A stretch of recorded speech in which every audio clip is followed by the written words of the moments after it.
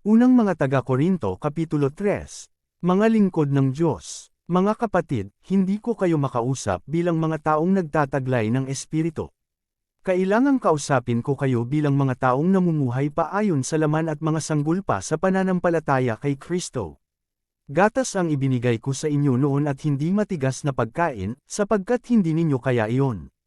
Subalit hanggang ngayon ay hindi pa rin ninyo kaya, sapagkat nananaig pa sa inyo ang laman. Ang inyong pag-iinggitan at pag-aaway-away ay palatandaan na makasanlibutan pa kayo at namumuhay ayon sa laman.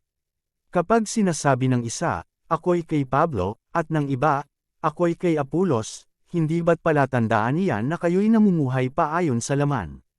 Sino ba si Apolos at sino si Pablo? Kami mga lingkod lamang ng Diyos na kinasangkapan niya upang akayin kayo sa pananampalataya kay Kristo. Ginawa lamang ng bawat isa sa amin ang tungkuling ibinigay ng Panginoon. Ako ang nagtanim, si Apolos ang nagdilig, subalit ang Diyos ang nagpatubo at nagpalago. Hindi ang nagtatanim o nagdidilig ang mahalaga kundi ang Diyos, sapagkat siya ang nagpapatubo at nagpapalago. Ang nagtatanim at ang nagdidilig ay parehong manggagawa lamang, at bawat isa'y tatanggap ng gantimpala ayon sa kanyang pagsisikap. Kami kapwa manggagawa ng Diyos at kayo ang kanyang bukirin. Kayo rin ay gusali ng Diyos. Ayon sa kagandahang loob ng Diyos sa akin, inilagay ko ang pundasyon, tulad ng isang mahusay na tagapagtayo. Iba naman ang nagpapatuloy sa pagtatayo ng gusali. Ngunit dapat maging maingat ang bawat nagtatayo, sapagkat wala ng ibang pundasyong maaaring ilagay maliban sa nailagay na, walang iba kundi si Jesu Kristo. May nagtatayo na gumagamit ng ginto, pilak, o mahahalagang bato, mayroon namang gumagamit ng kahoy, damo, o dayami. Makikilala ang uri ng gawa ng bawat isa sa araw ng paghuhukom sapagkat mahahayag sa pamamagitan ng apoy kung anong uri ang ginawa ng bawat isa.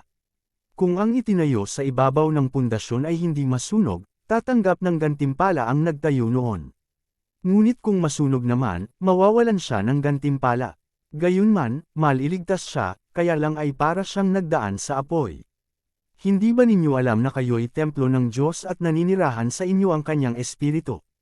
Paparusahan ng Diyos ang sinumang magwasak ng templo niya, sapagkat banal ang templo ng Diyos, at kayo ang templong iyan. Huwag dein ninyo man ang kanyang sarili. Kung may nag-aakalang siya'y matalino ayon sa sanlibutang ito, aminin niyang siya'y mangmang upang maging tunay na marunong. Sapagkat ang karunungan ng sanlibutang ito ay kamangmangan sa paningin ng Diyos. Gaya ng nasusulat, hinuhuli niya ang marurunong sa kanila na ring katusuhan. Gayon din, batid ng Panginoon na ang iniisip ng marurunong ay walang kabuluhan. Kaya't huwag ipagmalaki ninyo man ang nagagawa ng tao. Para sa inyo ang lahat ng ito, si Pablo, si Apolos, at si Pedro, ang sanlibutang ito, ang buhay, ang kamatayan, ang kasalukuyan, at ang hinaharap, lahat ng ito'y para sa inyo. At kayo'y para kay Kristo, at si Kristo na may para sa Diyos.